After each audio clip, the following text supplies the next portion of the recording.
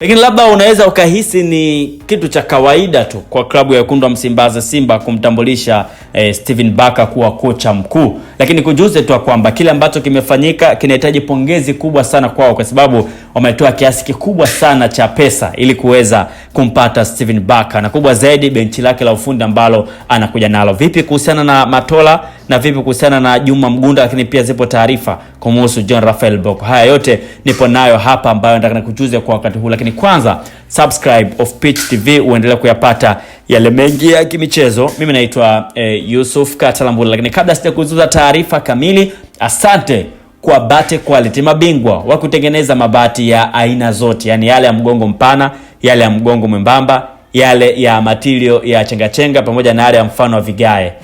Ukiagiza mabati na Bate Quality, misumali na usafiri kwao ni bure kabisa. Wacheki kwa namba ya simu ambayo inapita hapo chini. Wana warranty zaidi ya miaka 10 ya uangalizi. Sasa twende sambamba nikujuze taarifa kamili kuhusu kile ambacho nimekishuhudia huko South Africa. Tarehe 27 ya mwezi wa 4 mwaka 2025 nilikuwepo katika uwanja wa Moses Madiba Durban, KwaZulu-Natal. Simba wakifuzu finali ya kombe la shirikisho la CAF dhidi ya Stellenbosch. Mshangao wangu ulikuja baada ya kwenda sehemu ya mahojiano karibu na vyumba vya wachezaji. Shingo yangu na macho yangu yalifanya kazi ngumu ya ghafla isiyotarajiwa kuhesabu benchi la ufundi la Stellenbosch. Zaidi ya watu 12 walinipita wakiwa na huzuni kubwa uweza kufuzu kuingia hatua ya finali ya kombe la CAF Confederation Cup. Miezi minne iliyopita Steven Barker alihojiwa na Mahaletes. Alisema kuwa anaheshimu sana science ya michezo, na ndio maana pamoja na yeye ni mtaalamu wa utimamu wa mwili na anafahamu mengi kuhusu lishe, lakini Stellenbosch wamegawanyika hayo majukumu, kwa kila mtaalamu anafanya kwa vifaa vya kisasa, akisisitiza hao ndio wanampa muongozo na urahisi wa kazi yake. Tusione vielea basi jua vimeundwa. Lazima kocha aboreshe stafu yake. Huku amesuka kikosi kizuri sana cha benchi lake la ufundi, lakini pia wakati huo pia benchi lake la ufundi ndio linampa taswira na mwanga katika kuijenga timu yake iliyo bora zaidi. Sasa hapa nataka nikusomee benchi lake la ufundi la watu 13 ambao amewaambia wekundu wa Msimbazi Simba kuwa anakuja nao. Taarifa ya mwanzo ilieleza kwamba Suleiman Matola Simba walikuwa wanafanya kazi kubwa sana kumbakisha, lakini kwa hili benchi la ufundi nafasi ya Suleiman Matola haipo, kwa sababu pia Suleiman Matola baadhi ya mashabiki na wanachama hawatamani kumuona akiwa katika klabu ya wekundu wa Msimbazi Simba. Ndio maana taarifa zinaeleza kwamba klabu ya KMC wapo hatua za mwisho kukamilisha dili la Suleiman Matola, lakini pia Simba walikuwa wanaangalia uwezekano wa kumleta Juma Ramadhani Mgunda ama John Raphael Bocco. Bado taarifa ya kuwahitaji hao wachezaji ipo na bado hatujapata update yoyote, ingawaje pia kocha Steven Barker anajitosheleza na benchi lake la ufundi. Benchi lake la ufundi lipo kama ifuatavyo: head coach kwa maana kocha mkuu ndio yeye Steven Barker, lakini kocha msaidizi anaitwa Wesley Sajio, na kocha msaidizi namba 3 anaitwa Avengiros Varios. Huyo ndo kocha namba 3 ambao nafasi hii tulitarajia kumuona Suleiman Matola ama Juma Ramadhani Mgunda, lakini tayari yeye anaye kocha msaidizi namba 3. Lakini staff namba 4 ni kocha wa goalkeeper anaitwa Panel Makop, lakini namba 5 ni team manager Angelo Caspoyei lakini staff namba 6 ni head of recruitment ambaye anajulikana kwa jina la Brandon Fourier, lakini staff namba 7 ni head of medical anaitwa Fanie de Klerk, na namba 8 ni head of performance anaitwa Monentro de Lenga, na namba 9 ni street and condition coach anaitwa Lodel Yila. Huku namba 10 ni technical analyst anaitwa John Piero de Precis, na staff namba 11 ni nutrition specialist ambaye anajulikana kwa jina la Daniel Madiba. Huku namba 12 ni kit logistic ambaye anaitwa Tambizebe Nobula, na namba 13 ni Rodrick Alexander Kitman.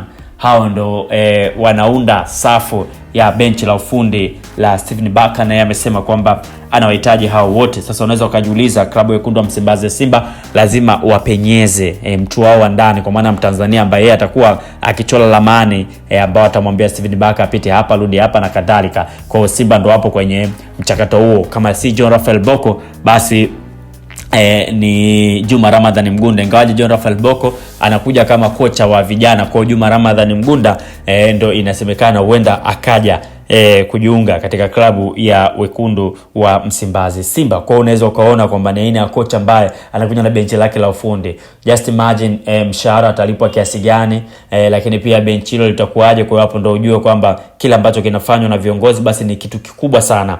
Tofauti na watu ambao wanaamini kwamba kwa kuwa katoka Stellenbosch timu ambayo imepanda daraja akajua kawaida. Hapana, imetumika pesa nyingi sana na wala Simba hawajakurupuka kumhitaji Steven Barker. Wamefanya kitu kilichokuwa yakinifu kabisa, na wameona kwamba ana deserve kuja kuchukua viatu vya Dimitri Pantev, na tayari wameanza kuja ili kuhakikisha kwamba Simba wanafanya vizuri. Na nimalize na kukupa taarifa pekee, labda unaweza usifahamu kumhusu kocha huyu. Tayari ameshawaambia kwamba wachezaji wavivu wajiandae, maana kazi wanayo, kwa sababu kocha huyo Steven Barker aliwahi kuhudumu kuwa mkufunzi wa utimamu wa mwili katika jeshi la anga la Afrika ya Kusini, yani CAAF au SAF. Taarifa hii imethibitishwa na website ya serikali ya Afrika Kusini wakati wa tuzo za wanamichezo wa SAF.